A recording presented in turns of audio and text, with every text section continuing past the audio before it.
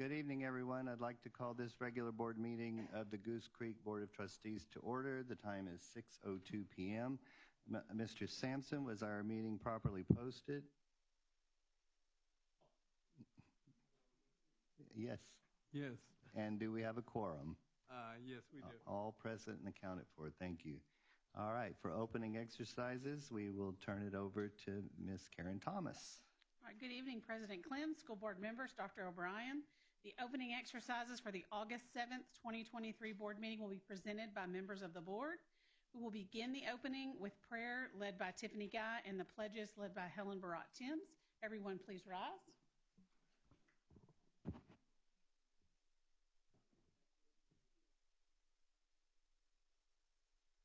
Lord, thank you for getting everyone here safely tonight, and thank you for the many blessings you have provided each of us. Please guide our decision-making tonight as we make decisions that will impact the students in our district and the entire community. Please bless the students, staff, and families in our district as the new school year begins. May we all be refreshed and ready to embrace whatever adventures this year holds. And finally, please get us all home safely after the meeting. In Jesus' name we pray. Amen. Please join me in the pledge. So let me say, the flags are borrowed for the convocation tomorrow. So we have them there, and they're flying high outside. Okay, ready? I pledge allegiance to the flag of the United States of America and to the republic for which it stands, one nation, under God, indivisible, with liberty and justice for all. Honor the Texas flag. I pledge allegiance to thee, Texas, one state, under God, one indivisible. Thank you. You may be seated. This evening we have two items under acknowledgments and recognitions. Please welcome Brenda Garcia, Director of Facilities Planning and Construction, and she'll be followed by Dr. Anthony Price, Assistant Superintendent for Operations Services. Good evening, Board of Trustees, President Clem, Dr. O'Brien. I have the honor this evening to present a partner that has worked with our construction department for several years. We have worked hand in hand with Robert Kistner, Inc., and they are here this evening to present a very special presentation of a donation to our Special Olympics team. I'm going to introduce, we have Mike Frisbee, Scott Blank, and Mickey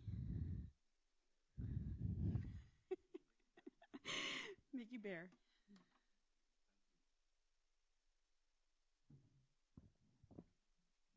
Thank you so much. Good evening, Board of Trustees. My name is Mike Frisbee, and I'm the Senior Vice President with Robert Kistner. We are an engineering company that's been around for 55 years, and we help with projects, get projects done in a variety of ways. But thank you, first of all, for your oversight of the education of our youth. We very much appreciate your dedication. The Robert Kistner Charitable Foundation was created a couple years ago. It's a nonprofit. It was created to help other nonprofits in the community take care of the needs of our people. So each year we give over $100,000 out in the communities to help folks in need. So we know that you all have a great relationship with the Special Olympics and ongoing support. And so we wanted to put together an event so that we could provide through the Robert Kistner Charitable Foundation some funds to help you support the Special Olympics. So we put together a clay shoot, and we had this recently, and that yielded, we cleared, and we've got the big check for you today of $16,334. So.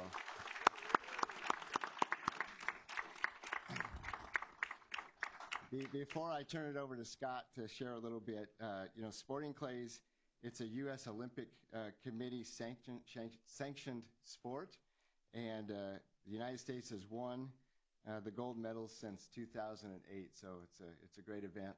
And I'm going to turn it over to Scott to say a few words. Thank you. I'm Scott Blank, and I'm with Robert Kistner, and what I wanted to do is just tell you the history behind it. what we did was we wanted to come up with something to give back to the community and the area.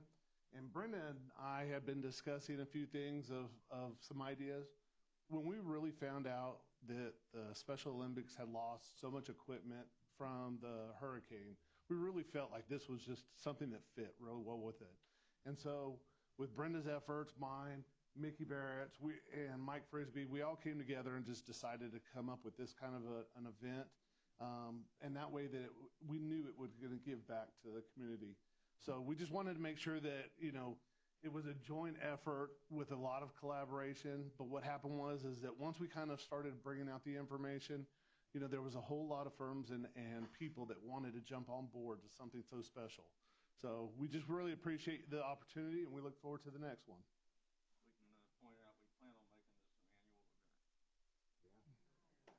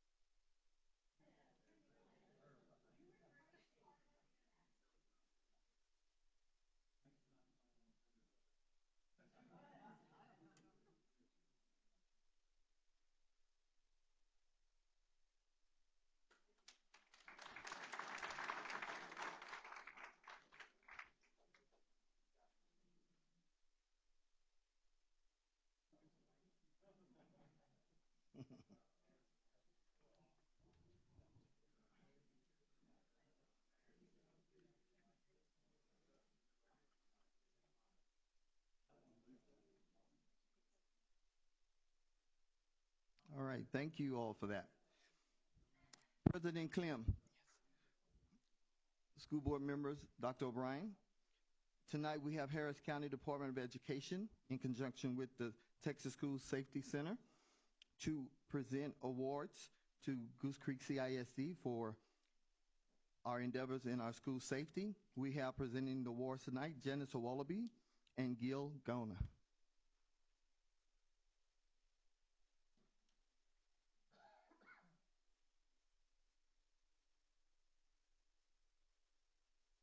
Good evening, school board members, trustees, and the community. We're so happy to be here in order to present this to the Goose Creek. We call it the Goose, where we're from, the Goose Creek ISD. My name is Janice Wallaby, and I'm a safety and security specialist for Harris County Department of Education, particularly for the Center for Safe and Secure Schools. And we are so excited, Gil, Guyona, and I are so excited to be here to talk about the collaborative effort that Goose Creek does with us as far as being a member of our Emergency Operations Board. They participate with the other 25 ISDs around Harris County to make sure that we're providing the safest environments for our kids, because we want kids to be safe so teachers can teach and students can learn. So there's two things that we want to give out tonight. First is our plaque for their participation in our Emergency Operations Board. We don't have money, but we have hardware. And our other is our safety audit trophy that we like to present to them for participating in it and doing such an awesome job of keeping campuses and facilities safe.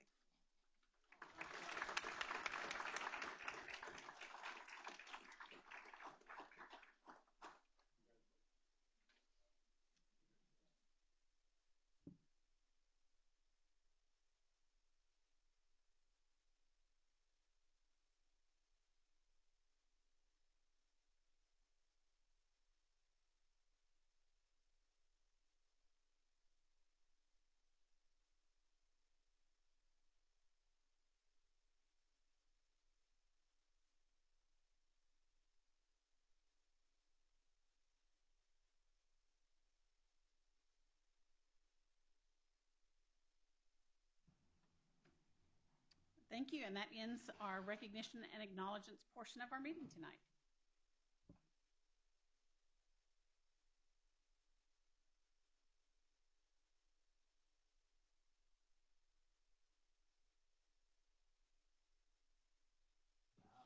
All right. Did we have anyone sign up to speak tonight? Okay, so we'll skip citizens' participation. We will now move to item, one of those. Item 5A, consideration of the July 10th, 2023 regular board meeting minutes. I'd seek a motion.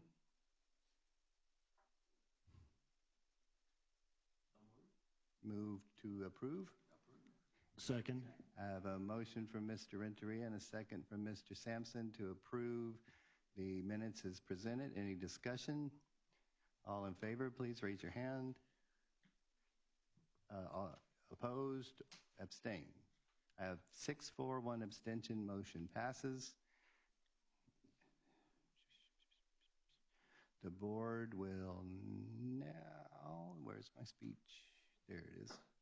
The board will now recess into a hopefully very brief closed session pursuant to the following sections of the Texas Open Meetings Act. We are going to use section 551.074, reorganization of the Board of Trustees. No action will be taken while the board is in closed session. Time is 6:13.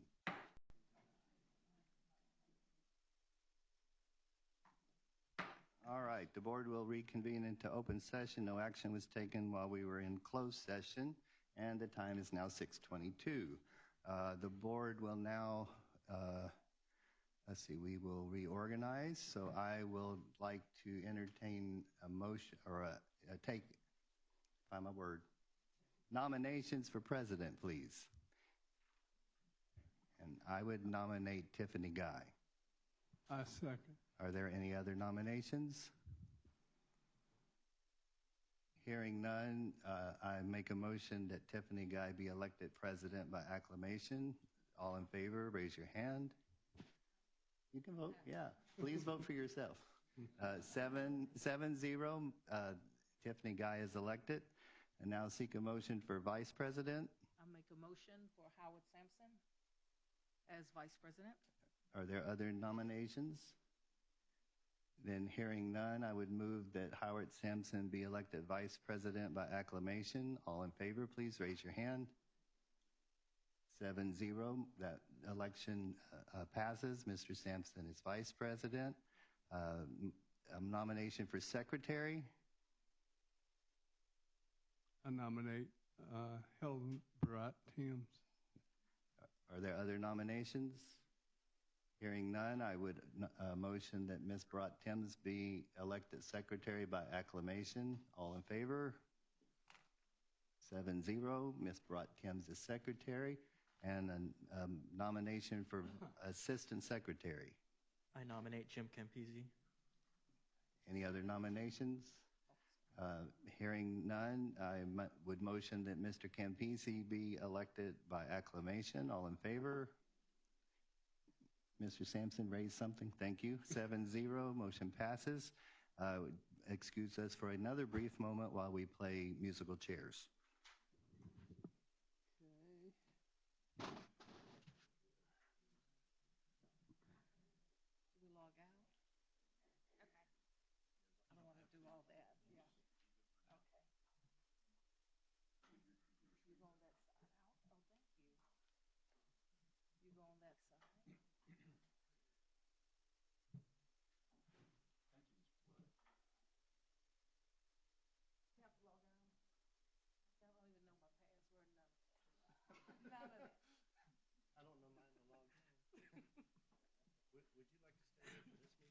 No, we can't.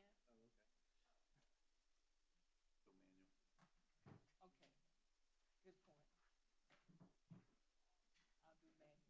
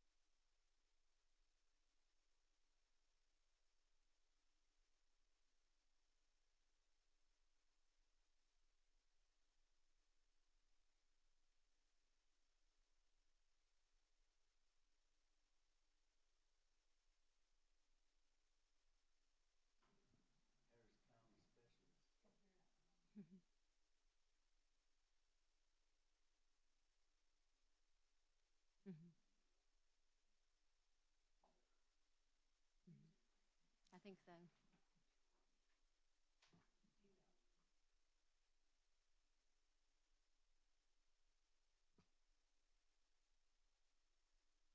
Okay. I need a mechanic.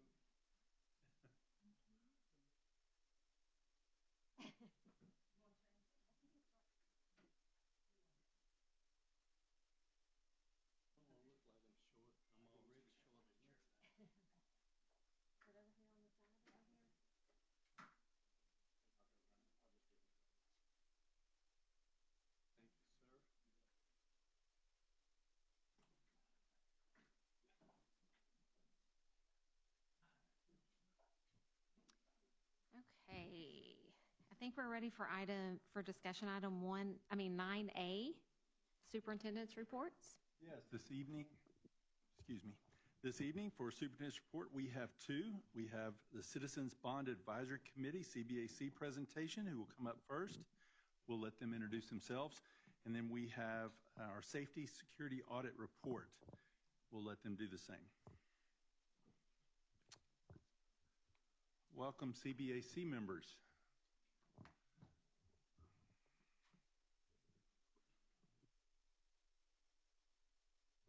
Now we have some members that are presenting tonight. We have some other CBAC members in the audience. I want to thank y'all for being here tonight as well.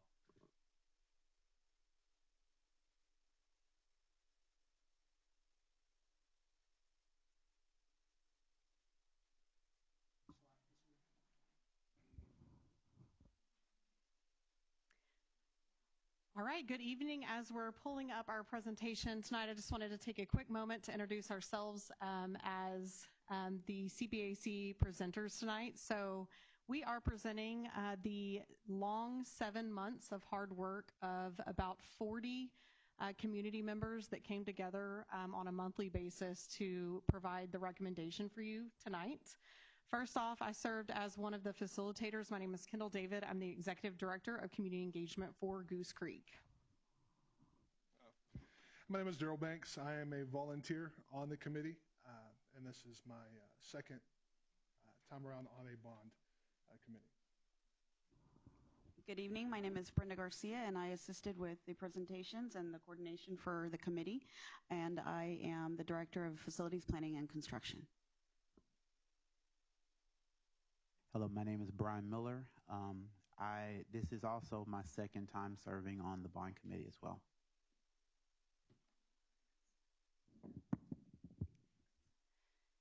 Hello, my name is Marissa Tong, and this is also my second time volunteering for the bond committee.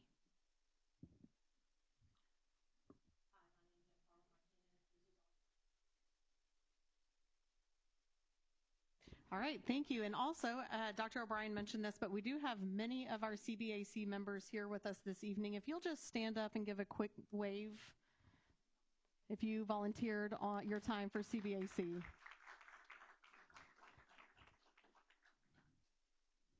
Okay, so I'm going to start us off this evening with just talking about the process of the Citizens Bond Advisory Committee. The process was presented at meeting number 1, so that the committee was very clear on what the goal and what each meeting was going to look like throughout the months that we worked to bring this recommendation to you tonight. Our goal was very clear. Our charge was to make a recommendation to the Board of Trustees, which is what we're doing this evening. Our committee made very clear norms, which Brian's going to discuss with you, and just the understanding and acceptance of the process. We worked really hard to make sure that the committee understood the process and the end goal. As far as deliberation, we had presentations for each project. We completed site tours, a lot of Q&A, a lot of research, a lot of questions, and committee discussions and work. And Daryl's going to go over the voting process with you, which looked a little bit different, but we had voting for a 2/3 supermajority to receive consensus for projects. And then, of course, our recommendation on August 7th, which we are here tonight. Okay, as Kendall mentioned, we did discuss what the committee's charge was. This is the same charge the committee had since the January committee was formed. And I just want to reiterate that their charge was to provide a recommendation to you, the board, based on what was presented to them, and also to consider the needs of all of the students of Goose Creek. And in doing so, one of the things that was reminded right before we started every meeting was to please keep in mind the mission, vision, strategic plan, and the core values of the district. And we do feel that the decisions that were made by the committee were made based on our values.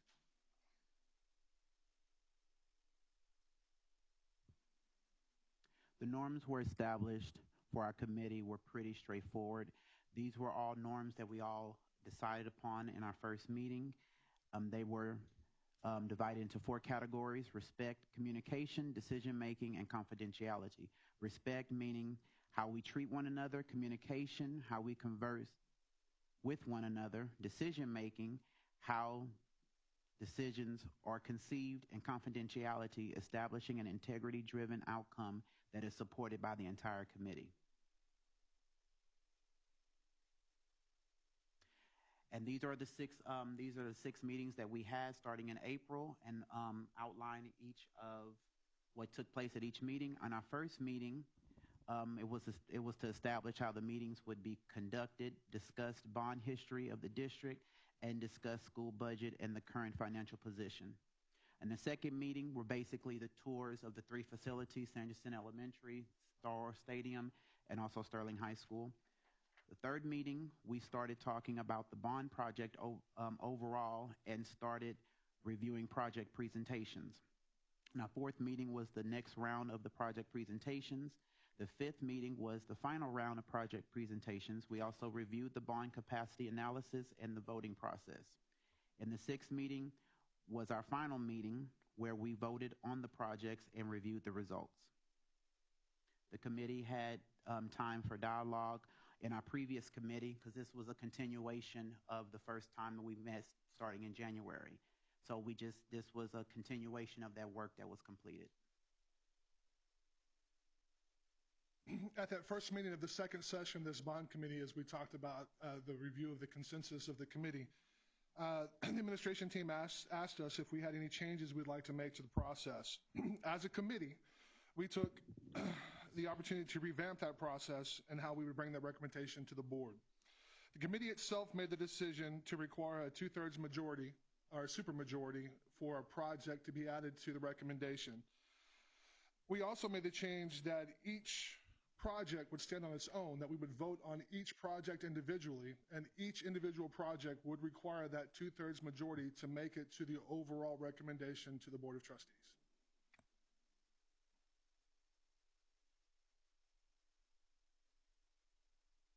So as you can see, these are the results of our voting for each project that we had. On our final day, we were given a worksheet that had basically all the projects and the total of what it would cost for each individual project. We then came in here where there were iPads set up, and each individual person voted, that was on the committee, voted in support or opposed the projects that were presented. And you can see the votes up here, the ones that passed. Now, if you have a question about one, like, for example, is the Special Olympics facility, it was at 50-50. Even though it failed, it was at 50-50. But again, we had to have a supermajority rule to pass. Then the projects, we see the Star Wars Stadium. It's an individual, separate one. We have the renovation or to build a new one. You can see that renovations was proposed. And then, of course, the technology passed also. This was an overwhelming support of the committee, and this is what we're presenting to you. Do we wait to ask questions, or how is this going to work? Okay. Okay. An overview of a few dates for milestones. On July 11th, when the committee came together to create the bond, each project was discussed thoroughly and voted on individually, and did receive a supermajority. And then today, August the 7th, we're here today to provide a recommendation to the board. In addition, also 2 action items, the first being the board to accept the recommendation presented, and the second to call up a bond order for the November election. August 21st is the last day to order a bond election. So once accepted, then November the 7th would be when the community would vote on the bond referendum. And so this is the committee's recommendation as listed here. Each individual project with the proposed budget based on all the 6 meetings and deliberations that we started ever since January. As you saw the results in the prior slides, each project listed did have a supermajority, which came to the amount of the $386,310,000 total for the budget. Now I think it'd be time for questioning by our Board of Trustees. Thank you all. I want to thank you for your service. I know this is months and months out of your life. You might have got a free meal, and that's about it out of the deal. But we're very grateful for your service to vet each and every project that facilities put forth. So only thing I would ask is the board, if you would direct your questions to our committee members, not our employees. Our employees can back them up if they need to, but our committee members lived every moment of those meetings, and we'd like to hear from you specifically. I'm glad to see the employees up here. Last time they weren't up here.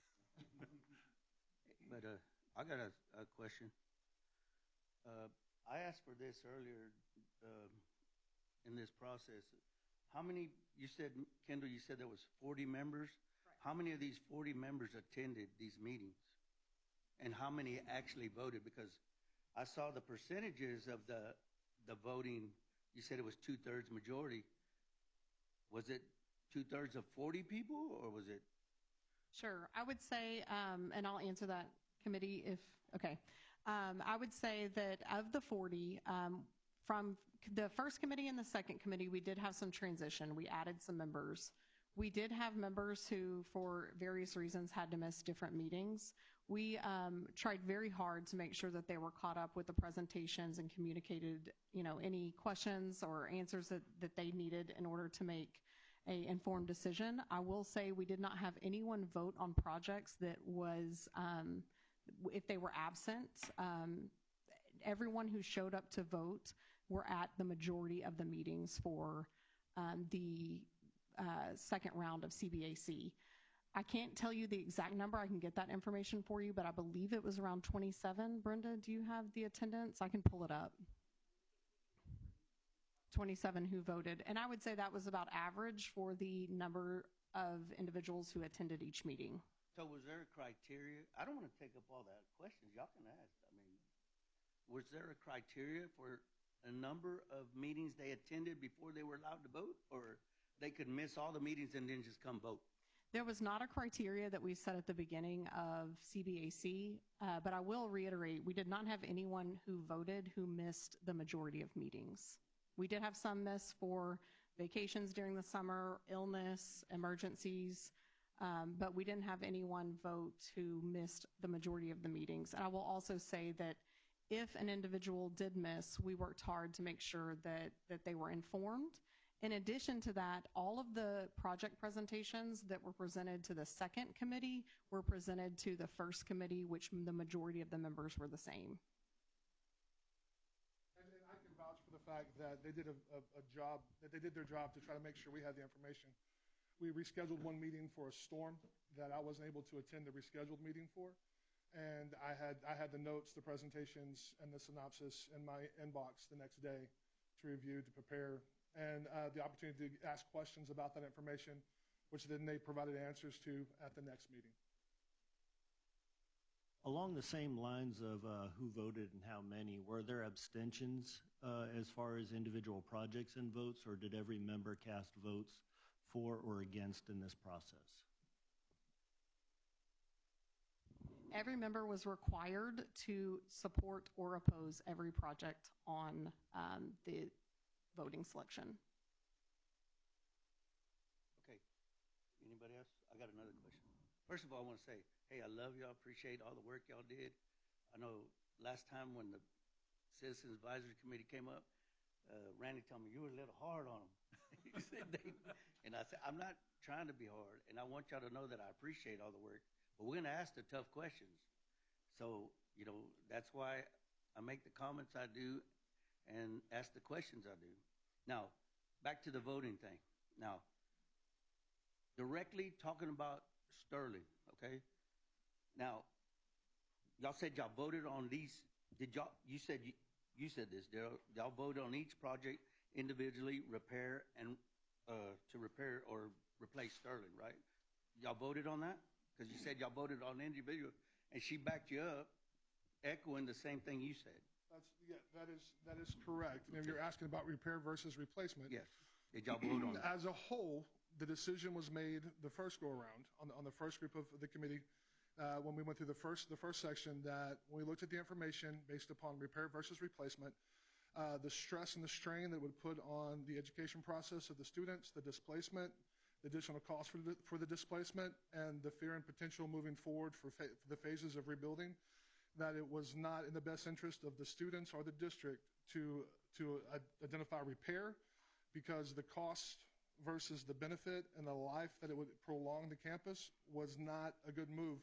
We'd already put good money into bad in the 2019 bond, which found the issue, which brought up this discussion. And so in the first group, the first session, the decision was made by that group, which the majority of the members were from the first session, said, let's not even talk about repair, let's just replace. So on the second session, the idea was the option was for replacement. But you have different people, right, at the second session? There may have been 4 or 5 different people. The majority of the group was the same group of people. Well, we got different presenters. So and also, if you go back to the slide where it showed the percentages, we have over a super majority of people who supported a replacement of the school. That's why I asked the question, how many of people voted? Because if you had 20 people voting, that changes a lot of things here. 40 people would have been, you got a super majority of 40 people now, I see the majority. Right. That's why I'm also asking the question, that they have a chance to vote on whether it was repair or replace, because I know we got some new members that weren't involved in the first go-around, and that's why I'm asking that.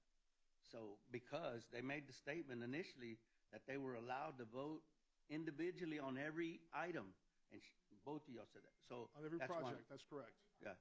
So y'all voted on the Sterling issue. We voted on the Sterling issue as replacement, as it was presented. I mean, at some point you have to respect the decision of the first group of individuals who spent their time to put together the first bond recommendation to make the decision that the idea of repair was not beneficial for the students and was potentially putting more good money after bad, that the cost of the repair, the cost of the displacement, the cost to facilitate that displacement made it where it was not a good investment for the district moving forward. You spend almost half the cost of replacement. You spend almost half the cost of replacement to facilitate a displacement and repair to only add 20 years worth of life to a facility to which you'll have to replace. So I mean, just whenever you put the numbers together, it made sense that replacement was the best option. When you're saying numbers, $85 million for repair versus $285 million for replacement. Right, but that's just the repair that you're talking about. Right. You're not talking about the $100,000 per portable that would cost, and the 100 to 150 portables it would take to facilitate that displacement. You're not talking about if we had to put the opposite to different campuses, the cost of transportation to bus those, and then the inability to use all of the facilities that they could use during a repair. Why are we being presented with that? Like, for instance, when Lee burned that year, a long time ago when I was there, or a little bit when I was there. I was around during that time as well. Okay, people got the students got rehomed. We managed. We did what we had to do to make it. But you're talking about a big difference here. 85 million versus, and that's give or take, plus or minus margin. But you're talking about 85 million versus 285 million in a time of economic crisis. It's why I'm asking these questions. I'd like to add that the 85 million would address the main building only. And so you would still have the issue of having other buildings that would not be replaced in that repair that also need to be replaced as well. So you wouldn't get a renewed campus, you would get only a renovation to one building. So in this replacement deal, would you not have to rehome the students again anyway? And is that in the cost for that? It's not Or necessary. is that an additional cost, like you're saying, with the repair? In the replacement, we would work in phases to build a new building on site so that the existing students would not have to be replaced from the main building. So once a building would be completed, those students would be removed into a new building versus having to go into portables if it were a repair job. I wanted to hear from the committee members, because Randy said to address the committee members first.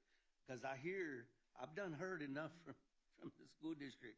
I'm trying to hear pick their brains and find out what they're thinking and, why they made the choices they did. Daryl's answered. I mean, you you answered fully. If anyone else would like to speak on it, please do. Yeah, from the very beginning, like he has said in the beginning, when we met, we were presented with those options, replacement or renovation.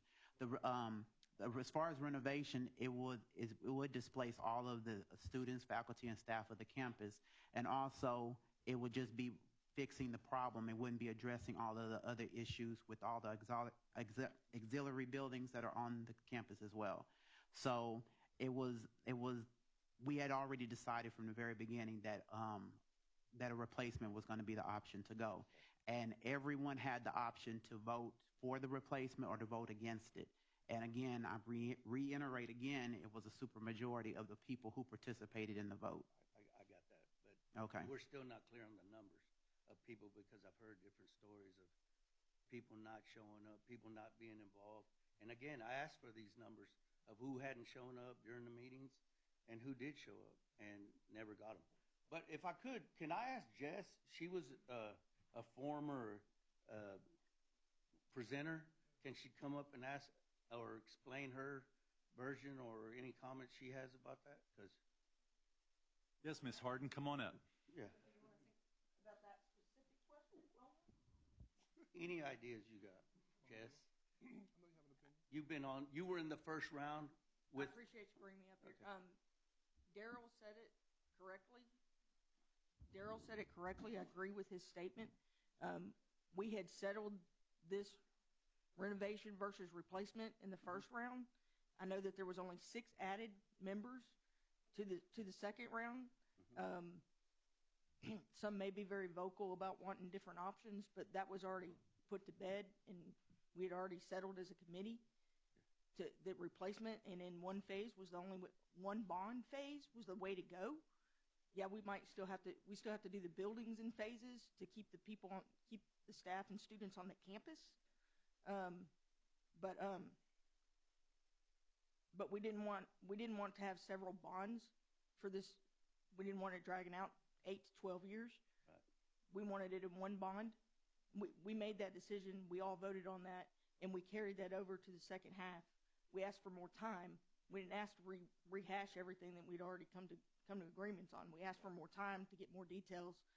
I feel like we got that, and I feel like that the vote shows what the committee is wanting to present to you guys and have you guys present to the community. Anything else you want to add? I mean, you can ask me anything. No, I'm good.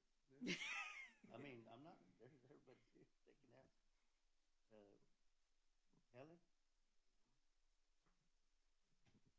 Any other questions? I mean,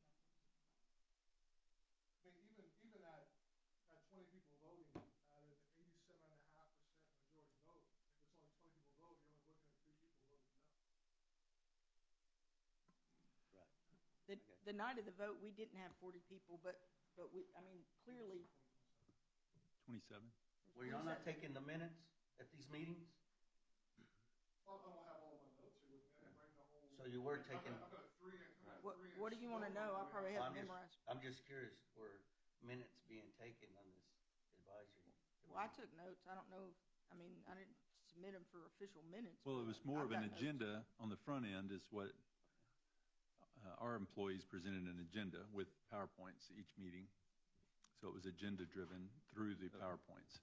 But I can't speak to any note taking following that. We didn't miss any agenda, I promise you. Every agenda criteria was met at every meeting, I promise. Right. And then we had the opportunity to ask questions. If discussion went over time, was times the discussion went over time. I was there. Right. We had an opportunity to write down those questions to get answers, and then they were very, very good about answering those questions separately through email, Right. and having those answers to those questions available for everyone at the next meeting.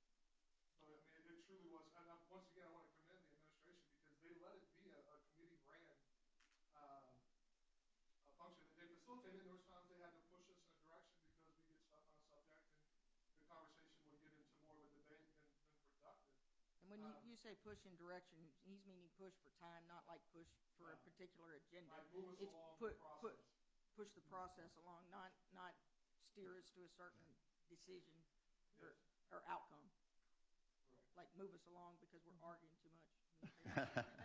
Well, I guess what my question we never do that. Well, I guess what my question is the integrity of the committee in question, or what is Not the committee. It's just questions that we ask to make sure that everything was done right, because when we go to explain this to the public, when they see this $386 million bill that we're going to give them for their taxes, they're going to want to ask more questions.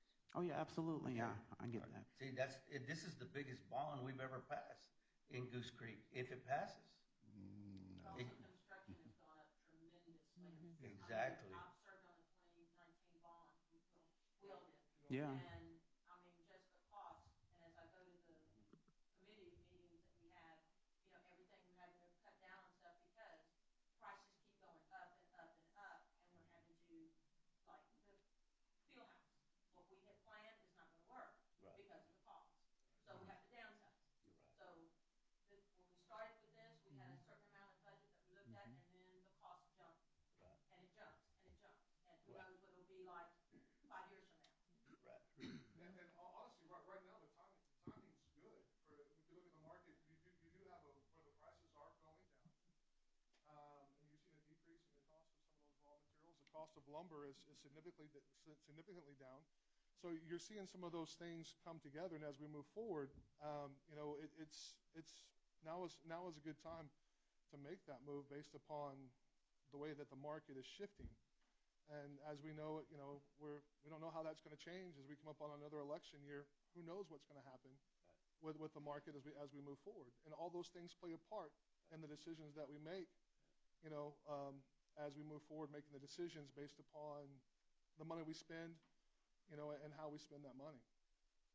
And I think the unspoken thing is it is $383 million. That's not a small number. Recognize that completely. What it equates to is 8 cents on per $100,000 valuation of a resident. So, and the other thing it doesn't equate is that the amount of taxation through a bond is in our community is carried half by the industry and half by our residents. So it's a shared load. So if the industry's on board, our citizens are on board, then it's going to be a green light. If they're not, it won't. Right. And we recognize and appreciate that fully. Yeah. Did the 2019 bond pass? Yes, it was 2018. Which one's the one? Which one? 2018 did not. Yeah, I got you. Yeah. But I think we understand your point that if there was 40 members, why didn't the 40 vote? But at the end of the day, we can't make people volunteer. We can't make them be involved. So those of us who are dedicated to, the students, our community, the district, we're there. Right. And we're committed. Right. So and we're here. So the 20-ish who voted, I would just ask questions like, because there was no criteria, she said, for voting or doing anything. Well, why didn't we replace them if they missed a couple times? Why didn't we set a criteria? It's always put out there for those who want to volunteer their time, but most people just don't. They have better things to do. I get it. Whatever that may be. But those of us who care and are dedicated to, making these decisions, we're here. Right. But I did see the majority of the committee members were present. Yes. Am I correct? I think that on your voting for that June, you looked at about 21 present, about 12 absent if you're looking at the numbers. So you had a majority. I just want to clarify that if anybody had to miss because of vacation or because of storm came and we had to reschedule the meeting, Kendall's team was incredibly good about very promptly giving the presentation to that individual's email, where the rest of us even knew that that person was being emailed, and also submitting the Q&A of the committee to that person, so that, you know, from like the next day that they missed the meeting to the next meeting, they had all that time to review and call Kendall's team and call us and, you know, talk amongst ourselves. I got phone calls. I don't know if anybody else did, but I got phone calls. I'm sure they got phone calls because they showed up on additional Q&As. I mean, I don't think people missing a meeting here and there because of life affected this vote at all. Let me ask you a question. Three people could have voted and you're good. No. Yeah. No. Let me ask this question. Well, that goes back to my question. Did anyone abstain? Because if we look at 27 people were eligible and present to vote on that, I think in the Sterling High School portion of this bond, it's very important. That's a big topic in the community. And the last thing this board wants to do is send something out to the voters that they won't support. And that's why the tough questions are here for y'all today.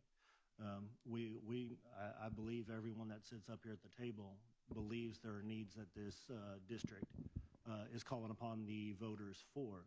But we want to make sure we put something forth for the voters that is solid, it's been vetted, and that's why Mr. Renteria is asking the tough questions. It's nothing personal against y'all. It's things that, as we sit up here as trustees, questions come to us from behind the scenes. So we're kind of looking at it that way. But I'd really like to know the numbers as far as how many people actually voted on the Sterling rather than just a percentage. I think that would give us a little better feel for the temperature of this particular project. Well, Jim, you're in a very unique position compared to any other of the board members, because you were a member of our first session of the CABC that made the recommendation to go with replacement instead of repair. You were part of that voting process. I was. So you yourself know that as we went through the process, we did our due diligence in the first session, and we continued that same diligence throughout the next process. So I would think that because of your involvement in that first process, you'd be able to have that ability to accept the fact that we did what we're supposed to do, because you right. And I'm not saying you didn't. Decision-making process. Please don't misunderstand me. I'm not saying you didn't. But a percentage is data that is different from an actual number. A percentage, you could have 5 people vote and get that same percentage, or you could have 27 people vote and get that same percentage. And that's where I think abstentions would matter in this case. Okay, I believe Kendall's looking that up now. Respectfully. But no, your question was, am I questioning the integrity of the committee? No, I'm not. Right, I echo that as well. Doesn't mean I agree with you. Doesn't mean I agree with him, because I think the prices of wood are high right now. If you go Home Depot and you go buy something, you'll find out how high it is. They're high, but not as high as they were 8 months ago, 10 months ago, 12 months ago. Right, I get that, but yeah, don't mean it's. I understand the price of repair is high and the price of wood is high, but how high is the price of an injury? How high is the price of an injury? Of what? Of an injury. Oh, well. Yeah. Let's put it in perspective. We went to this discussion with him. Yeah. But that was with the Star Wars Stadium. You know, I get it.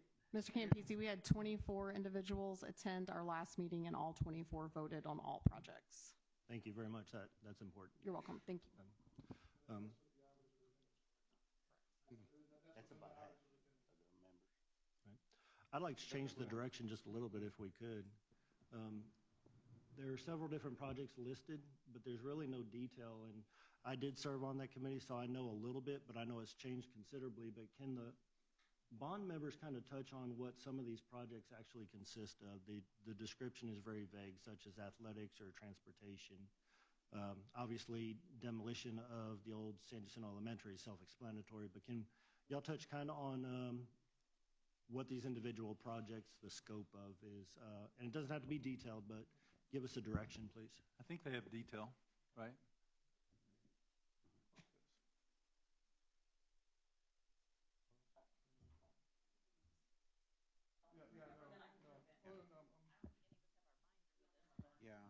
Well, the Sterling replacement is clearly self-explanatory That's an as easy well. one. It's replacing the entire campus. The college, do we want to talk about the ones that failed as also? Okay, then. The safety and security, that covered the addition of, I want to say, was security cameras. Yes, security cameras. Telephones. Yeah. And, The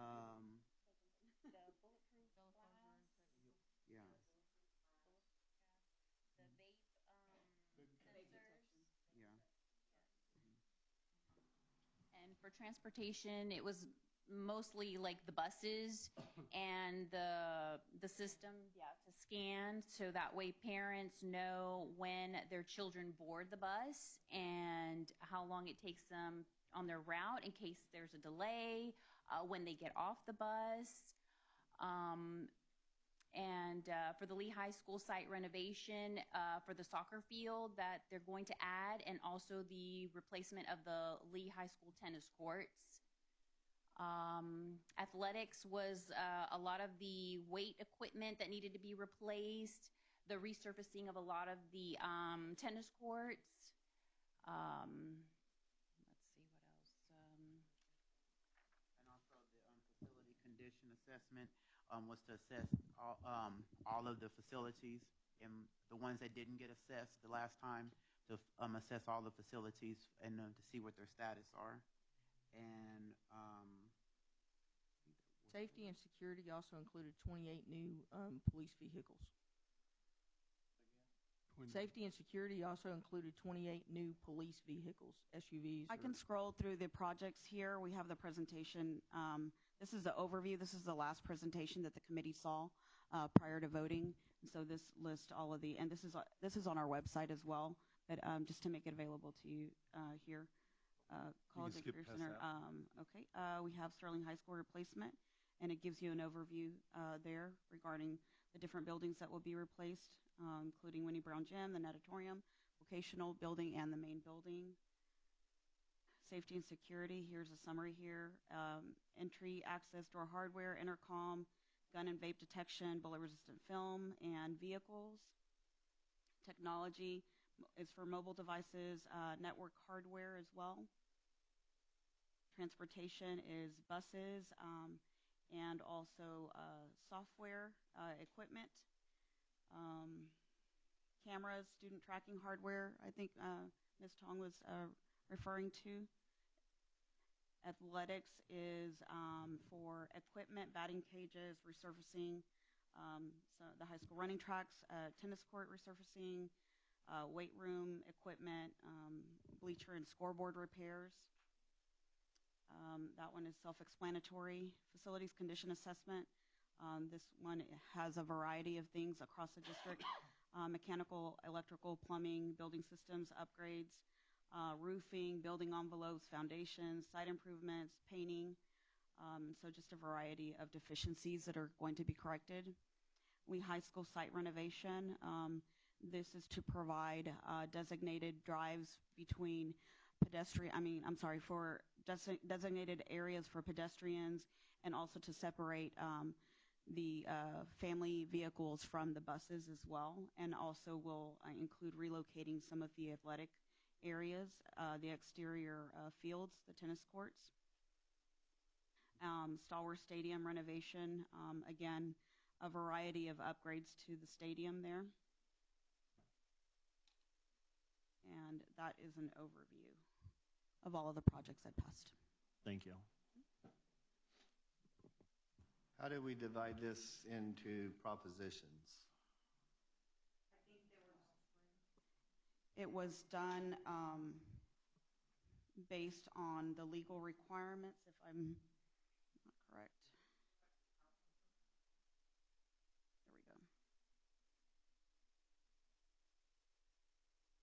There we go. Mr. Sage, thank you. You're fine. Under current state law, we're required to put different things in different propositions. Okay. The legislature 2 years ago changed the laws applicable to school district elections where we used to be able to put everything really in one proposition. Now, discrete items are required to be in separate propositions. Technology is one of them. Stadiums that seat more than 1,000 people are another category, and we trigger both of those. Got it. Thank you. It's not random at all.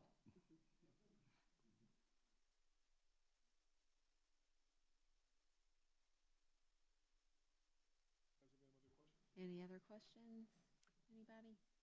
Thank you for your work. Just want to say thank you all very much for your Thank time and you, effort. guys. Appreciate it. Another round of applause. Thank you so much.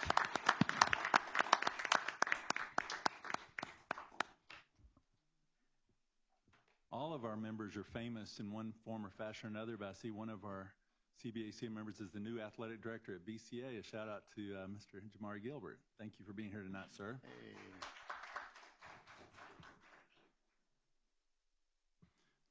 Our next committee will make its way on up, and that will be the Safety and Security Audit Report presented by Mr. Marquez and Dr. Price. Good evening, President Guy, board member, Superintendent O'Brien. I'm Anthony Price, Assistant Superintendent of Operations Services. I have with me Robert Marquez, Director of Safe and Secure Schools. We are going to present to you the Goose Creek CISD Safety and Security Audit Summary, and this is the open session.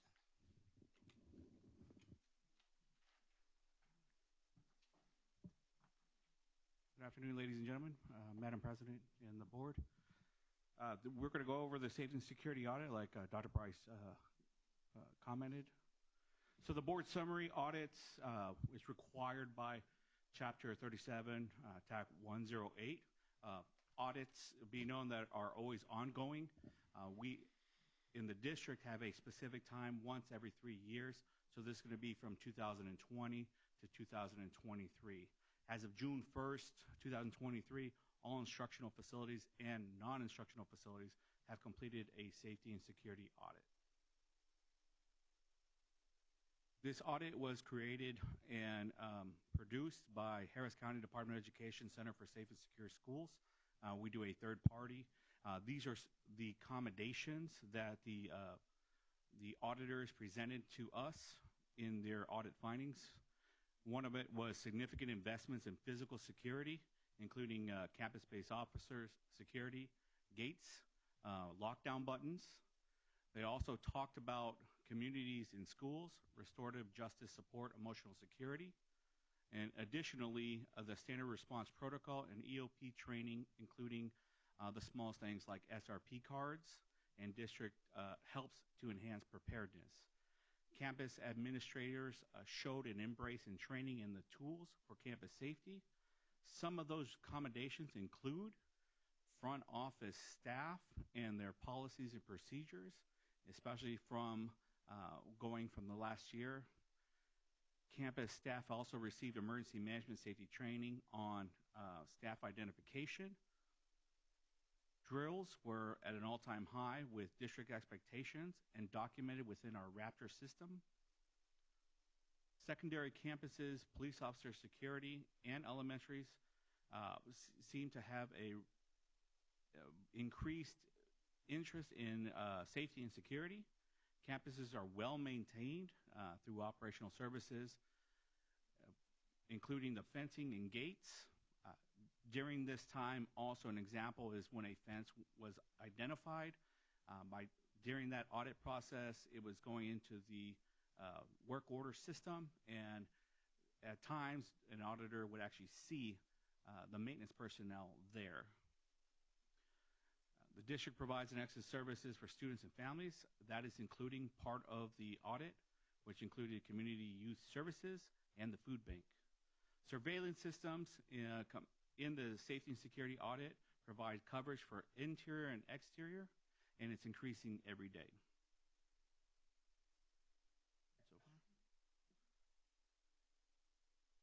So how the audit process works, the first part of this audit, and remember this should not be confused with the TEA required IDA, the intruder detection audit. This is a more in-depth, so it would be a intruder assessment. It's a survey of the perimeter. They sit back, they watch the flow of traffic, they watch staff and how they come in, and they look for obvious points of access and breach. Step 2 is going to be an exterior assessment. That includes signages, lighting, surveillance cameras, different time barriers or physical structures. Step 3 will be interior assessment, and that's when they come in, introduce themselves, talk to the campus safety coordinator, and talk about the different levels of facilities, and including classrooms, closets, mechanical rooms, kitchens, silence labs, and they talk about emergency management and safety. And step 4 would be the policy assessment. They go through the district policies, how the campus and administrative staff looks at their emergency plans and compliance with drills, and how communication flows during not only normal operations, but during a crisis event. The audit schedule began on February 2023. We had 12 educational sites, 8 non-educational sites. The breakdown was on on-site physical assessment. They looked at the EOP policy, intruder, interior and exterior, and these were all unannounced visits. We had 8 elementary schools, 2 junior high schools, 2 high schools, and 8 support facilities. As stated just a while ago, there were 8 support facilities, 8 elementaries, 2 junior high, and 2 high schools.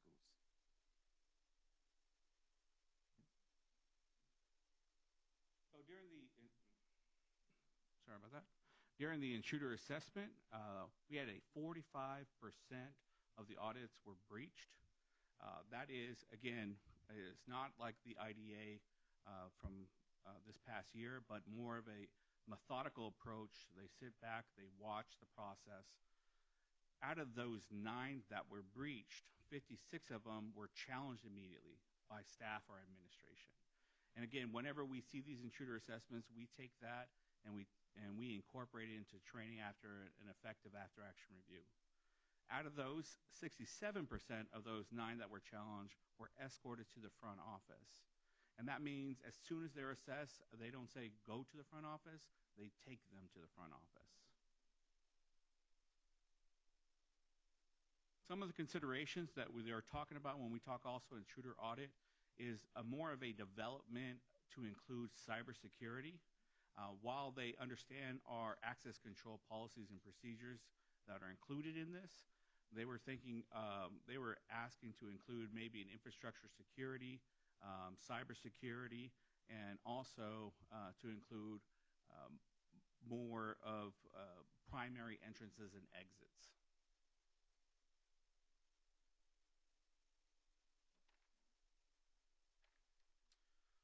For the next one was EOP policy and assessment. The campus emergency preparedness plan is the guiding document for each campus. And so they were able to review that. One of the recommendations that they noticed is the floor plans. A lot of the floor plans need to be updated, site plans in itself. One of the requirements of the safety standards is to update that process. Specific training, which is tailored to cafeteria specifically, maintenance and support facilities. An example is shut-off valves for cafeteria workers, maintenance workers understanding access control coming in and out during an emergent work.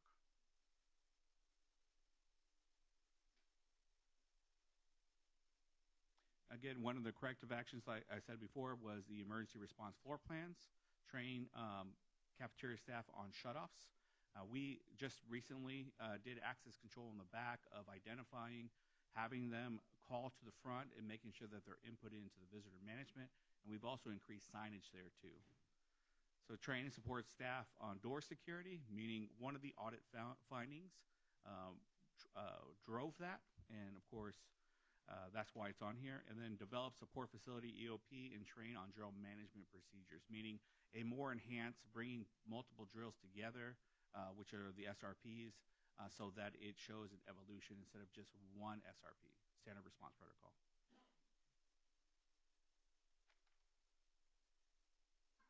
For the exterior assessment, they've noticed that the doors were not constantly numbered with the Texas School Safety Standards. And that Texas School Safety Standard was just published, and there is it's part of the safety standards, meaning it should be clockwise. We have a 2-inch, 3-inch numbers, and we're looking at a minimum of 6-inch, 7 or 8 inches for distance. And also, we number every door versus they're looking to number a group of doors. Like I said before, the Section 505 of the International Fire Code will guide that document with that program. And we've worked with other stakeholders and departments to bring that forward. That will help us be compliant within the next years coming. And this will also include making sure that we have them on the interior and exterior and with our site map itself. This brings us to interior assessment. Our top findings in the district were campuses are well maintained and equipped with vegetables and access control. District provides excellent support services for students and families.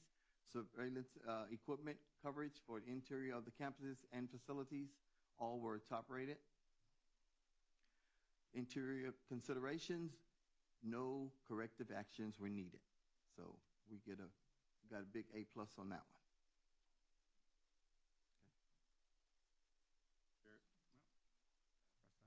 Thank you very much. And do you have any questions? I got one. Yes, sir. Excuse me. Do we, and I may not have heard this before, do we have defibrillators? Yes, sir. In yes, sir. In certain we have areas? several. Yes, we have some on every campus and facility, and we have trained personnel on every campus and facility. Okay. When you mean trained personnel, is it 1, 2, 3, 4, all the administrative people are being trained? I can't say there's a definite number for facility or campus, but all of our coaches on all the campuses, a lot of the administrators on some of the campuses have been trained, and then at our non-educational facilities, I would say at least 2 or 3 on each one of those facilities as well. Because I know some companies have mandatory training sessions for learning defibrillators and CPR. Yes, sir. And we offer that during the summer. Is it mandatory or not? It's mandatory for coaches and for our nurse personnel. Right? For our nurse personnel. Yes. So it's yes. not with like teachers or nothing like that? Selected groups. I can't say every teacher is not held accountable to no defibrillator or CPR. If I could interject, anybody who takes children outside has to be first aid, AED trained. That comes from UIL as much as safety and security. Yes. Right. So that would be the band. That would be your band directors and your PE teachers as well. You know, where I used to work, everybody had to do it. Yes, sir. That would be great for everyone to be trained in that, and that could be something we could work towards. Yeah. Okay. Just had the question. Thank you, Mr. Sampson. Any other questions? Thank you, gentlemen. Appreciate your presentation. Thank you very much. Thank you. And now we're ready to move on to action items. Yes. President Guy, we have a list of action items to present to the board this evening. I just wanted to make note that we do have legal counsel in the audience. I think the CBAC did a wonderful job with the presentation tonight, but should you have questions while legal counsel are in the audience, I could consider your proposal to move action item A and B till after closed session if the board so wishes. If not, I can present that to you at this time. I would like to move it till after closed session. Thank you. Then I'll move on to action item 10C, consideration of the anticipated 2023 tax collection rate. That is a projection that we anticipate to be accurate, and administration would move for your approval at this time for action item 10C. Do we have a motion?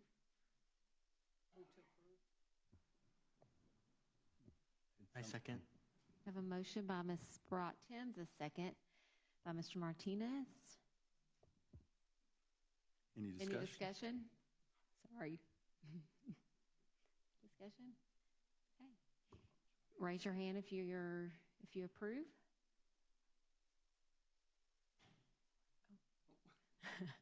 Okay, so motion passes 7-4, 0 against. The next item, 10D, is endorsement of representatives from the Texas Association of School Boards, TASB Board of Directors, Region 4, positions A and B.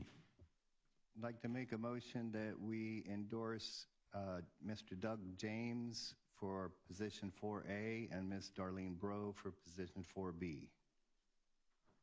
Need a second? Any discussion? Raise your hand if you agree.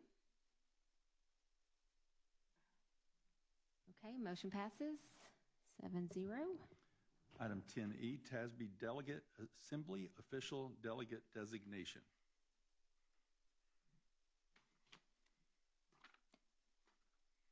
Do we have a motion?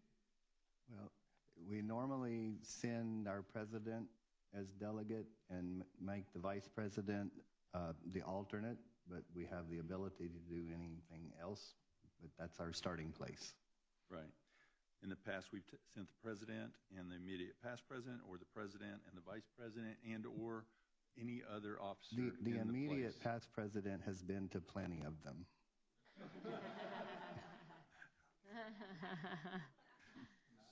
So he's not seeking a nomination, is what I heard. And we can only send one. Can we only send one person? One person can sit in the gallery. That's our delegate. The alternate can sit in the back, and should the delegate need to leave for any reason whatsoever, they can tag in and. Okay. So, but we can only have one on the floor at a time. Okay. So it's a nomination for a delegate and an alternate. Well, first of all, who's going to do it? Who's going to the convention in September in Dallas? I plan to. Yeah, we've got. Everyone's going. No one Okay. says. All right. Good. That's the first. And I hurdle. went last time, so I was the delegate last time. So if anyone wants to do it, it really is it's pretty neat to experience. But I would be happy to do it again too. But if someone else wants to do it. It's kind of how it's the background churnings of TASB. Mm-hmm. Our governing body. Right. Yeah. I nominate Ms. Guy. Okay. I'll second Ms. Guy. Okay. And an alternate? I nominate Ricky Clem. No, thank you. Want to do it. No, I love you too, but no, thank you. How about Mr. Sampson? I second Mr. Sampson. All right. So. Okay. Any discussion? I move that we approve Ms. Guy as delegate and Mr. Sampson as alternate for the TASB convention. Okay, now is there any discussion? Second? Second? Oh, I will second. Okay. Now. Okay. Now any discussion? Last chance to back out, Howard. Okay. All in favor, raise your hand. 7-4, 0 against. All right. All right, the next one is action item 10F, consent agenda. I'm going to have to come up for air. It's a long list. Item F1, donation from Robert Kistner. 2, donation from ExxonMobil. 3, proposed 23-24 student code of conduct. 4, memorandum of understanding, MOU with Lee College for operation of the dual credit programs framework, traditional dual credit, early college high school, and P-TECH, early college high school. Number 5, memorandum of agreement with Lee College and Goose Creek CISD to provide services for college recruitment, outreach, and advising counseling. 6, agreement with the purchase of attendance credits. Option 3, agreement netting Chapter 48 funding and to delegate contractual authority to the superintendent. Number 7, interlocal agreement for Universal Benefits Consortium, known as UBC. Number 8, interlocal agreement between Texas Department of Information Resources and Goose Creek CISD and to delegate authority to the superintendent or designee to execute a contract. Number 9, standard response protocols, SRP Memorandum of Understanding, MOU with I Love You Guys Foundation update. Number 10, Shared Services Agreement, SSA, between Goose Creek CISD, LaPorte ISD, and Deer Park ISD for the 23-24 Autism Collaborative Network. Number 11, agreement with National Defense Cadet Corps, NDCC, unit who provide program at Ross S. Sterling High School. Number 12, amendment to the GCCISD District of Innovation Plan. 13, moving designated PLC Day in November for the 23-24, says 34, it means 24 school year. Number 14, cooperative management fees as required by House Bill HB 273. 15, renewal of commercial property, windstorm, flood, and mechanical breakdown insurance coverage for Goose Creek CISD. Number 16, competitive seal proposals or CSPs, evaluation, rankings, and selection of, delegate authority to the superintendent or designee to negotiate and to approve the contract and subsequent amendments with Sterling Structures, Inc., or subsequently ranked contractors for the Technology Center Expansion Project. Number 17, second option to extend CSP for transportation, equipment, supplies, and related services. 18, third option to extend CSP for audiological, audiometric equipment, supplies, and related services. Number 19, award of RFP for Lamar Elementary School serving line counter replacement. Number 20, first option to extend RFP for annual fire extinguisher and kitchen system inspection and related services. Number 21, award of RFP for janitorial and maintenance services at the District Central Administration Building. Number 22, tax refunds. Number 23, budget amendments. Administration brings the consent agenda before the board for approval. Should you wish to pull any of those, you may do so now, and or if you wish to vote on any of these following closed session, you may do so as well. Okay, does anyone want to pull? Any numbers you'd like to pull? Yes, I would like to pull for a little more discussion on 10-4. Thank you. And also, I'm going to get there. I'd like to pull a student code of conduct.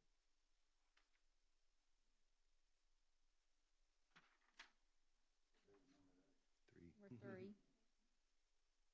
Administration would then propose that the board approve consent items 1 through 2 and 5 through 23. I had one more. I'm sorry? We're not ready for that yet. My apologies. Is there? I'd like to pull 16, please. 16. Technological Center. I just have some clarifying questions, but not to pull. We can do that as well right now. I have staff members. I'm just trying to avoid the ones being pulled. Anybody else pulling? Okay, I just have a clarifying question. Okay. All right. I'll find it. On what's number 11? Are we changing our ROTC program, adding to what is this agreement? I can actually answer that, but I will defer to Ms. Jackson. We have had, like we have across the district, a shortage of teachers, and it has affected our junior ROTC programs. Ms. Jackson, you want to elaborate?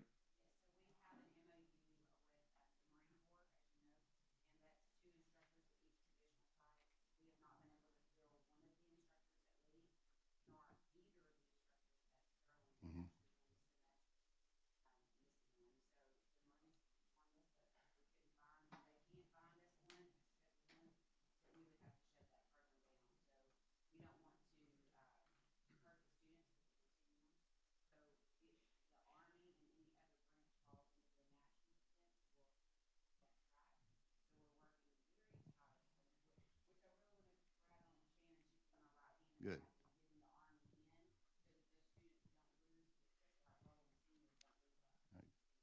So for the sake of the audience who may not have been able to hear Ms. Jackson, there's been vacancies in these teaching positions with the junior ROTC at all 3 campuses been filled by the Marine Corps, and we are afforded the opportunity to have multiple service branches, and the Army was brought to our attention through Ms. Ramirez by a local citizen who is very well connected to that branch and was able to provide candidates for our consideration if we should convert one of the 3 campuses to Army.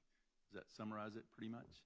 And am I correct in understanding that the ROTC, the funding It's the way it's funded. So I believe that the district funds more of the NDCC program than the ROTC program. Right.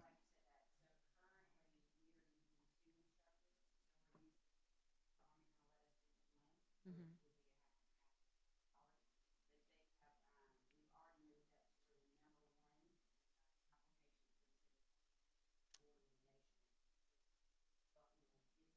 Good. Mm-hmm.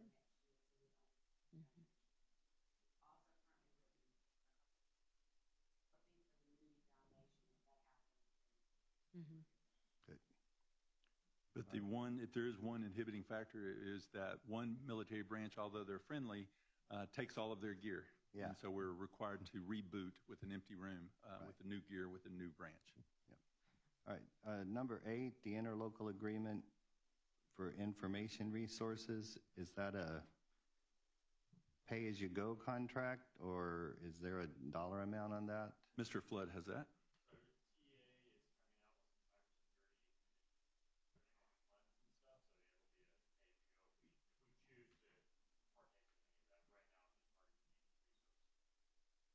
Okay. But we're getting in line for them if they, okay, perfect. Got it. Number 19, serving line counter replacement. Again, is that lining up a vendor, or are we agreeing to a contract there?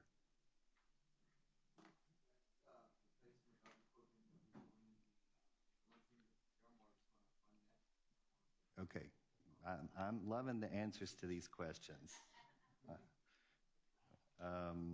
Same thing on the janitorial and maintenance services for this building. I know is that a new vendor? It goes out for bid every year, and typically we have the same company wins that bid. This year they did not, so it's a new contract. So it's the same dollar amount or less, or similar, yes. Similar dollar amount, yes. but a new vendor. Okay. Of course. Okay. Okay. All right. All right. Thank you. If we can get clarification on 16, then I won't pull it. Oh, certainly. Clarify it now. So that would be Mr. Flood as well. Would you like to discuss that briefly, Mr. Flood? Yes, so that project is looking at adding, we'll call it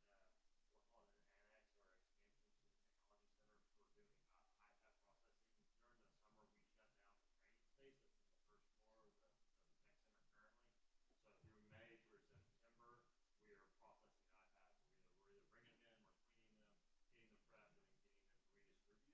So through May through September, we are processing iPads. We're either bringing them in, we're cleaning them, getting them prepped, and then getting them redistributed. So this extra building would then provide that PD space this time. It stays in PD space as it was originally intended for that purpose. So we're utilizing the savings that we've been able to acquire in the 2019 bond to help cover these costs. And I believe at the last CBOC meeting, they endorsed this project. Yes, on Thursday, CBOC endorsed this project. That's what I was looking for. Thank you. And it's how many square feet? It's in this little bitty print, but I can't find it. I think it's 7,500 for the main building. Yeah. 1,500. If you're familiar with the tech center, there's like that space underneath the gravel space. We're blowing that space out and kind of moving that glass out and something in that space. But most importantly, we'll be able to use our training rooms as training rooms. Hey, that's a good idea. Who came up with that idea? I had the privilege of touring that building this summer to get my credentials set up, and Mr. Flood has an enormous amount of iPads stashed in every corner of that building. And I've sat in on many meetings where he talked about this, and until you actually walk through that building and see it, there's definitely a need for this expansion. I appreciate the endorsement coming from the bond committee on that. And the fire marshal is not in the building tonight? No? Okay. Can I ask one question? Go ahead. You're welcome to do that, sir. The code of conduct, we have Ms. Smith here to answer any questions you might have.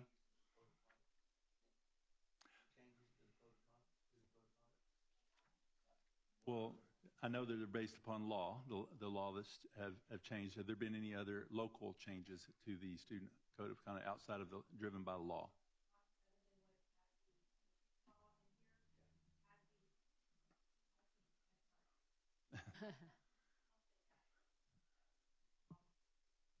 So some of these items, you would think they'd come in before the end of this, before the week before the kids come back, but sometimes we're waiting either on legislation to be passed and or, in this case, for commissioners' rulings to come out and clarify that for TASB.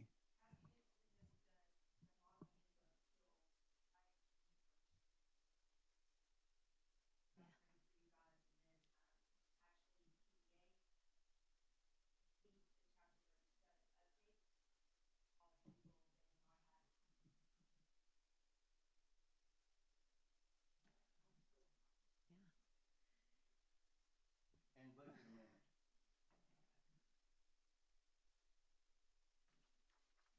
Budget amendments. Mr. Montoya also had a question about the budget amendments. Okay.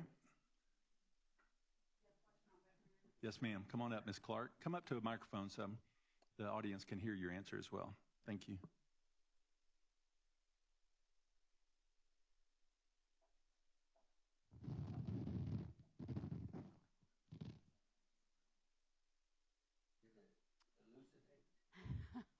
There's only one item on the budget amendments, and it is insurance and property and casualty insurance. Welcome, Mr. Blasey. Yes, and this. Welcome, Wally. Yes, they joined us this evening. Should you have had any questions, but I will just say that the timing of it, because whenever we adopt the budget, it's in, we have legal postings for the budget that's early to mid-June, and then this year we did not receive final calculations for property and casualty insurance because a lot of activity and volatility in the insurance market right now. And so we just got those rates, and that's why we're just now realizing that there's going to be an increase. But I will turn that over to Mr. Blasey should you have additional questions for him. Welcome, sir. Oh, sorry. And Dr. O'Brien, Joe Blasey, in each year we do a global survey of the insurance market to try to identify the best overall value for the district. And this year, obviously, there were contributing factors that increased the cost, as I'm sure we're all experiencing in our personal and business lives. Some of the cost is related to construction cost inflation, which we were discussing earlier. Obviously, claims are a lot more expensive than they used to be, and also the district's insured values need to be adjusted, and replacement cost values need to be adjusted because of that.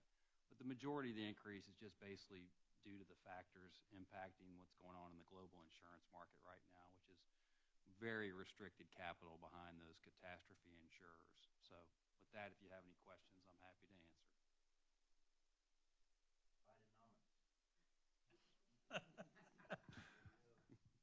Mr. Vosloo, what do you think about all this? We have a lot of buildings.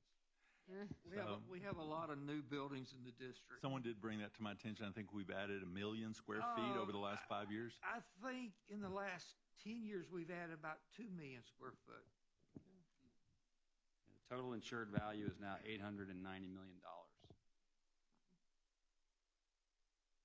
Getting close to $1 billion. That sounds like $1 billion. That sounds like $1 billion to me.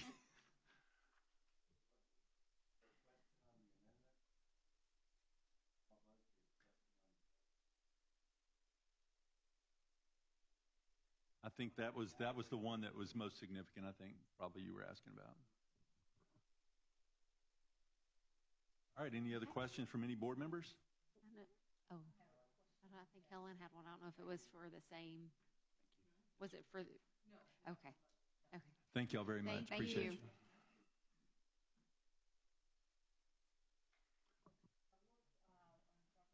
Here for the interlocal agreement for universal benefits. Well, hold on a second. Okay. Stephanie here? Okay. Stephanie, come on up. Talk to us a little bit about UBC. I was going to say Bridget too, but I think Stephanie could probably handle our benefits package. And what the process was is the board was previously reported to our insurance rates were going up with our medical and health insurance as well. And the charge for Ms. Meyer was to find a better deal.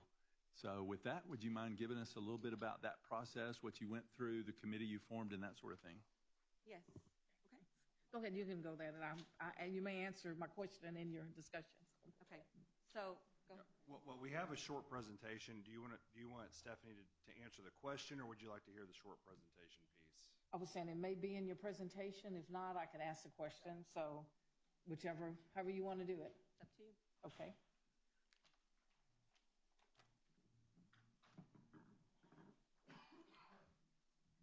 I think this is pretty robust and concise. You can get through it.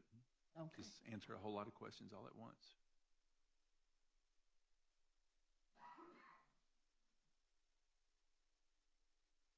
Okay, so this is, I'll start us off, and then Stephanie is the expert, Ms. Myers, and she'll get into the weeds. But based off the concerns that were presented to us from our current insurance provider, under the direction of Ms. Myers, we formed a committee made up of staff to review alternate options moving forward so that the district will be able to select an insurance provider that better met our needs. And so that's kind of where this presentation came from, and most of this presentation was presented to the committee with various options as far as, do we stay with the current provider that we have, or do we switch?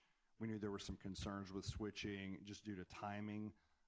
We received the updated rates pretty late. I think we got them in June. Once we received those rates, which they dramatically increased, then we rolled those out, and then of course we had some concerns based off those rates. And so some of the concerns that came out, in addition to what you just heard with the budget amendment from Ms. Clark, that global insurance premium increases are going up, across the board.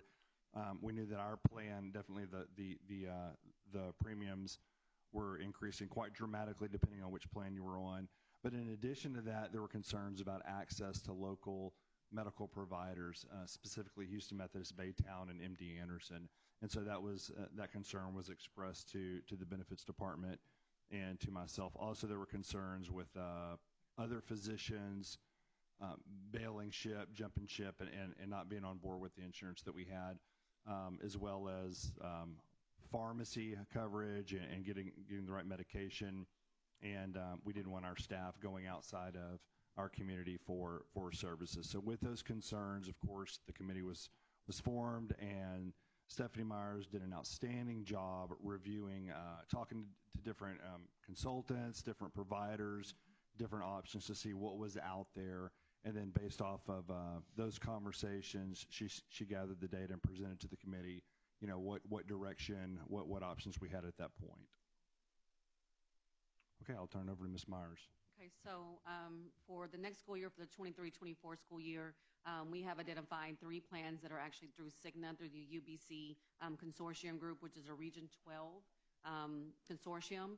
And so it is mirroring, or it actually compares to the data that we have from our previous plan that we have. It is a high deductible plan, a standard plan, and an enhanced level plan. All 3 plans are PPO plans, traditional medical plans with access to all major hospital facilities. The standard copays for services on the standard and the enhanced, the difference on those two plans have to do with the deductible and also the copays. And then pharmacy coverage is full pharmacy coverage as a traditional medical plan through the Optum program. So here are our new rates, which actually came in a little bit lower than our current renewal that we have with TSHPP, or the 90-degree plan.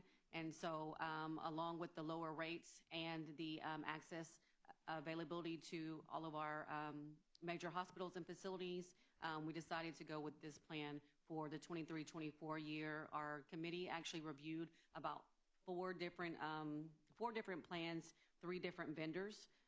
And this was actually the vendor that was selected for the next school year.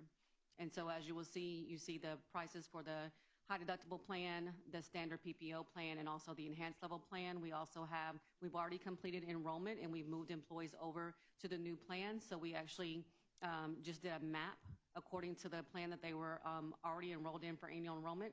So if you were on the high deductible plan with the previous plan, you were moved to the new high deductible plan. If you were on the copay plan, you moved to the new standard plan. If you were on the enhanced level plan, or actually, I'm sorry, the signature plan, you were moved over to the enhanced level plan. And so we gave employees a week to actually call us and make changes to the plan if they were not happy with where they are moved to. And so we actually completed that at the end of last week. And these are the current enrollment numbers. Right. We also had in-person informational sessions on August the 1st, where we met with our employees and our staff and answered all their questions and gave them information about the new plans and what that would look like for the next school year. So this was just a previous comparison on the rates that we were submitted with our renewal that we did not renew with TSHBP and the enrolled employees on those plans. Plan design for the Cigna plan is you have the high deductible plan, which is a standard high deductible plan with a $3,000 deductible. Your out-of-pocket maximum is $8,100. That is comparable to most high deductible plans. The standard level plan, you have where you have the copays on the plan. Your deductible is $2,500. Your out-of-pocket maximum is $9,000, and you have your standard copays for physician care, which is $35.70 for specialists. You also have your urgent care copays on that plan, along with your pharmacy, and you have your standard traditional pharmacy coverage on that plan as well. Enhanced level plan is a little lower on the deductible. It is $1,500, and then your out-of-pocket maximum $6,000. Standard copays on that plan is $35 for your physician, and then also your specialist is $50. Here's the timeline. So our district approved for us not to renew our contract with TSHBP on 7/13. All notifications were sent over to TSHBP on 7/14 that we would not be renewing our plan. We formed a benefits committee that was consistent of 3 teachers. We had transportation, food service, some of our auxiliary staff, and then also some of our administration staff that were on that committee. We actually met on 7/19. They were presented with 3 different plan options. It was submitted a recommendation to go with UBC for the Cigna plan to our superintendent on 7/19. Notification was sent to the board on 7/20. The temporary local agreement was signed on 7/21. And then we had the enrollment system change for 7/24. Email notifications were sent out to staff on 7/24. Informational meetings were held on 8/1. And then employees had the option to update their plan 7/31 through 8/4. And then now here we are at the board meeting for the local agreement and also for setting up the rest of our account for the next school year. So in summary, what I think I heard you say was that we've opted with another company that has a similar plan with allowing our employees to choose which model they want that are similar to the previous plan but a little bit cheaper than before. But the other added benefit is they have access to all hospitals versus just the limited ones from the previous plan. Right. So there's no limitations on network or plans as far as accessibility to any hospital or facility. All of our urgent care facilities are on that plan. We have actually met with Methodist Hospital. They are on this plan. All of their doctors, physicians, MD Anderson, and all the other providing hospital services. And our largest local provider is included as well. So yes. Yes. Good news. That's Good the best news. Yeah. Well, my question real quick. Stephanie, thank you. Dr. Bollinger, thank you. You all heard and listened and really advocated for the staff. I know that we have a staff of over 4,000, but about 2,000 are on the medical program. And as I was sharing with another staff, it doesn't matter if we had one. We need to work as hard if it was just one person to make sure that the benefits are what's best for that, and I appreciate that. And thank you all for hearing about the need for a committee and other groups, especially with workers that are not in administration, that don't have the financial resources to really have the benefits that's needed. So thank you for that. One of the things that I do want us to continue with this, and as we move forward, is to continue to have, like when we updated about our benefits and like what happened the last time, the last minute that a company would tell us what was happening and it kind of blew up in everybody's face, that we might want to think for the benefit for us as a district to look at maybe a consultant that would be outside of the realm of anything of us and you and Dr. Bollinger or Bridget, and look at an independent consultant that would have no other interest but to do what we ask them to do. So that's something I would like to put on our agenda to look at in the future as we move forward, that's something that we would think about, really consider, and to move as we proceed with that so that we won't have that hiccup, and maybe have someone who come and consult with us and then go and fight on our behalf with the provider, say, hey, we want something that we're locked in, you know. I don't know, but yeah, what was the point? Well, and I will tell you that some of the other things that we're looking at for the next year is doing quarterly meetings and being able to actually see where our plan is headed and our claims value and those There you kind of go. things so that we can be able to be on top of and have the information sooner than we Perfect. have been in the past. So we are Perfect. looking at a couple of those things. Good. And one of the things I've learned from this process is many times the board, you ask us for longitudinal data. We don't want a snapshot of just today academically. We want to see where we came from 5 years ago. And that's another thing that I learned through this process is that the carriers actually look at us and see our claims for the last 5 years, the last 10 years before they release these rates for us. So that was part of the process too. Thank you, Ms. Barat-Timms. Appreciate your feedback. We really appreciate y'all's work. Thank you. So I think right now the only one we have pulled is number 4. Okay. And that, whoever pulled that would be a question, I had a question. likely for Ms. Jackson. Yeah. Oh, it was really light question. It wasn't anything major. I just wanted to know on the number of instructors from Lee that come in and do a face-to-face annually that on our campuses. Do you have like a number of like Lee? Yes. Actually, from Lee that come over to our campus on an annual basis that are at our high schools.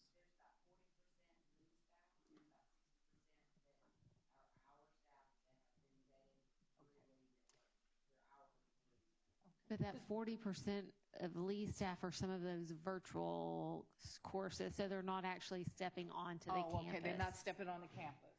So how many do we have that step on the campus, do you know? Okay. Yeah, just because when I read this, I only had heard that we had the virtual, so I didn't know that we had those that stepped on campus, so I kind of want to know the numbers.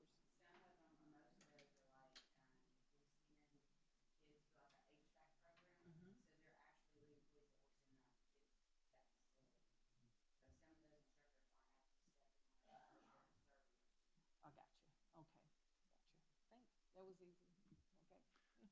All right. I Appreciate it. believe if I'm correct, President Guy, please correct me, but it sounds like we've covered, without pulling them completely, all of the items F1 through 23 that administration still brings before the board for approval at this time. I believe that's correct. Y'all, is that good? With Okay. that said, I would move to approve consent agenda items 1 through 23 as presented, cussed, and discussed. I will second that. Okay, we have a motion by Mr. Clem and a second by Ms. Barat-Timms. Is there any further discussion on any of those? Okay, all in favor, raise your hand.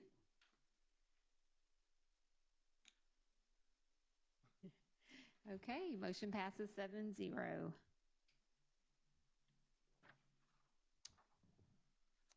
So now we are to future board agenda items, board training, and board meetings. So, Ms. Garcia, we have the fall board conference coming up in September, the last 2 days of September, first day of October. Is that right? Wow. We're going to go for a full team of 8. Yay. Yes. Yeah.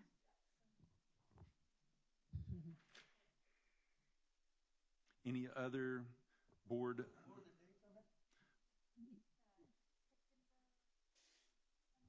the dates on that? 29th, 30th, That very last and for October yes. 1st. Yes. And it's in Dallas.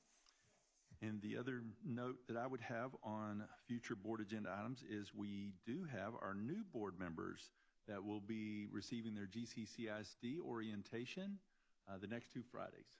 So we're excited to have our 2 new board members come into admin and have wonderful 4 hours each day of training, learning about the school district.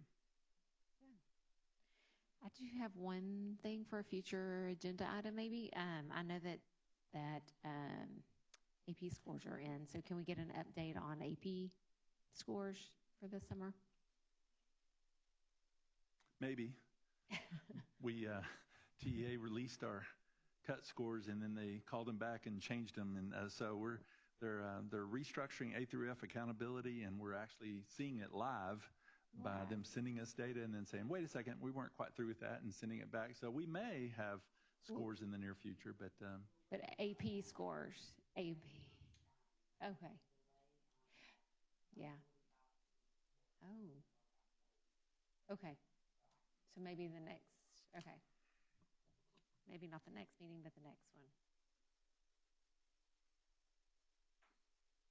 Okay, anything else? just a reminder that we will go back to action item A and B after we reconvene from closed session. Okay.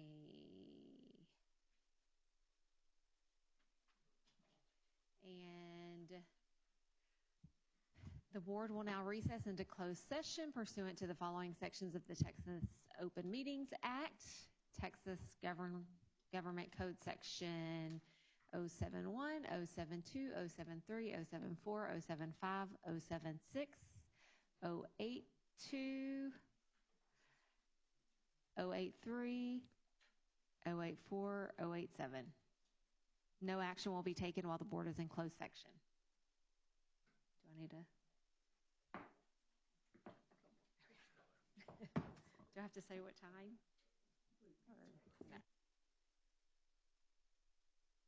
Into open session, the time is 9:20.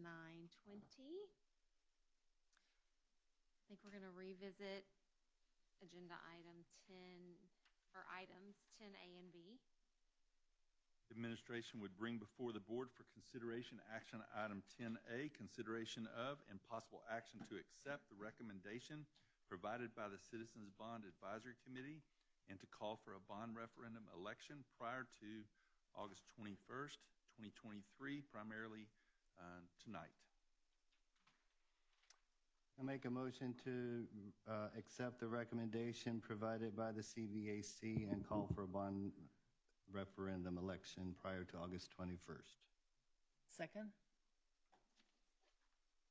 We have a motion by Mr. Clem, a second by Ms. Barat-Timms. Is there any discussion? All in favor, raise your hand. Opposed? Motion passes 6-1. Next item is action item 10B, consideration of adoption of order calling a school building bond election for November 7th, 2023. I move to adopt the order calling for the school bond election as written. I second. We have a motion by Mr. Clem, a second by Mr. Martinez. Is there any discussion? Okay, raise your hand if you are in favor. Opposed? Motion passes 6-1. And we will move to personnel at this time. Administration brings before the board for consideration personnel to approve the elections and accept the resignations and retirements as presented.